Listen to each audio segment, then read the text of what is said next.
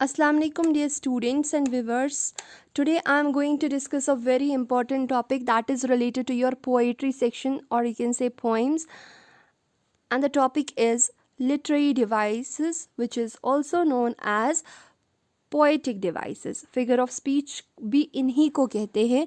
So what actually are literary devices? ये कुछ ऐसे टेक्निक्स होते हैं जो राइटर यूज़ करता है ताकि वो अपना आइडिया एक्सप्रेस कर पाए और अपनी राइटिंग को थोड़ा इम्प्रूव दिखाए, क्योंकि as you all know poets are lost in imagination, in imaginary world. तो उनके जो कॉन्सेप्ट्स है वो समझना मुश्किल हो जाता है. With the help of literary devices it's easy to highlight important concepts in a text, right. तो रीडर को अच्छे से समझ में आता है कि what the theme of the poem is और what is the central idea of the poem.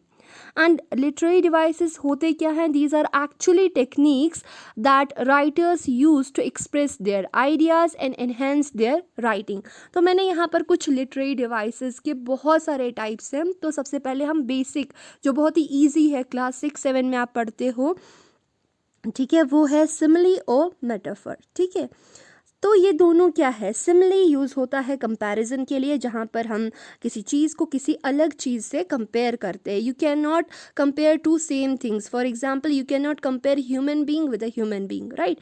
तो हम दो डिफरेंट चीज़ों को कंपेयर करते हैं जिनकी एटलीस्ट एक क्वालिटी, एक कैरेक्टरिस्टिक या एक एट्रीब्यूट सेम होगा. कोई एक चीज़ इनमें सेम होनी चाहिए, तभी आप दो डिफरेंट चीज़ों को कंपेयर कर पाओगे. लेकिन सिमिली में हम क्या करते हैं? हम तो कंपेयर करते हैं, लेकिन हम या तो एज का या लाइक का हेल्प लेके यहाँ पर कंपेयर करते हैं. ठीक है, जैसे कि यहाँ पर एग्जाम्पल है वाइट एंड स्नो. इनमें एक कॉमन एट्रीब्यूट है कि both are white in colour, लेकिन यहाँ पर हम दो डिफरेंट चीज़ों को कंपेयर कर रहे हैं. Some more examples are there. Cute as kitten, blind as bat, you are as brave as lion. So these are some of the examples, right. तो हम बात करते हैं यहाँ पर फिर मेटाफर की. मेटाफर होता क्या है? मेटाफर में हम एक बंदे को दूसरे बंदे के साथ कंपेयर कर सकते हैं, या किसी चीज़ को दूसरे चीज़ के साथ कंपेयर कर सकते हैं. ठीक है, लेकिन उस दूसरे चीज़ के साथ कुछ ना कुछ क्वालिटी सेम होनी चाहिए, जैसा कि मैंने अभी बताया. For example, the assignment was a breeze, यानी असाइनमेंट बहुत ज़्यादा ईजी था. The assignment was like a breeze मैंने नहीं लिखा, लेकिन अगर हम लाइक लिख देते हैं ना यहाँ पर, तो वो मेटाफर नहीं, वो सिमिली बन जाएगा. वहाँ पर फिगर ऑफ स्पीच जो यूज़ होगी, अगर हम लाइक लगाएंगे, the assignment was like a breeze, तो वहाँ पर वो मेटाफर नहीं, वहाँ पर वो सिमिली कहलाएगा.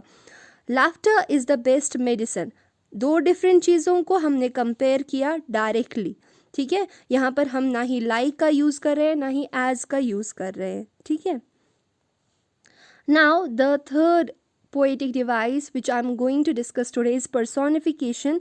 तो ये पर्सन से रिलेटेड है. ठीक है, जहाँ पर हम कोई पर्सन की क्वालिटी, यहाँ पर एच है स्पीच, ओके, जहाँ पर हम कोई ह्यूमन की क्वालिटी किसी नॉन ह्यूमन ऑब्जेक्ट को देते हैं. So what is personification? Personification is a figure of speech in which non human things are given human qualities. चाहे वो कोई आइडिया हो, कोई एनिमल हो, कोई भी ऑब्जेक्ट हो, अगर आप उसको ह्यूमन क्वालिटी दे देते हैं तो उसको हम क्या कहते हैं? उसको हम पर्सोनिफिकेशन कहते हैं.